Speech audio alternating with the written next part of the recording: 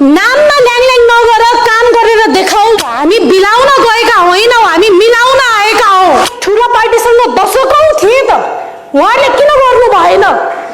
उहाँले गर्नु भएन, रासोपाले त्यो गर्यो। अब आउने निर्वाचनमा पनि छुटेरै जान सकिन्छ भनेर सोच्नु भएको छ भने त्यो चाहिँ गलत निर्णय हुन्छ। पद लिनको लागि हाम्रो साथीहरू पनि धेरैजना हैसियत भएको क्यापेबल हुनुहुन्छ। महाधिवेशन पनि यो पार्टीको आउँदैछ। महाधिवेशनमा हामी हाम्रो ल्याकत देखाउँ। महाधिवेशनमा हामी कुन नेतृत्व तौरमा बस्न सक्छौँ देखाउँ। अहिलेको लागि 17 वर्षको कलिलो उमेरमा गरेको राजनीति 12 वर्षपछि खोला फर्किन्छ भने जसै गरी आज 29 वर्षको हुँदाखेरि कुलमानजी, बालेङजीका टिमहरू सबैजनालाई पनि आज यहीँबाट अघि रासोपाको जेनजीहरूलाई छानी छानी जेल कोचिरहेका छन्। जेनजीहरूलाई डरको राजनीति देखाइरहेका छन्। त्यसलाई बन्द गर्न पनि हामीहरूले अपिल गर्नुपर्छ।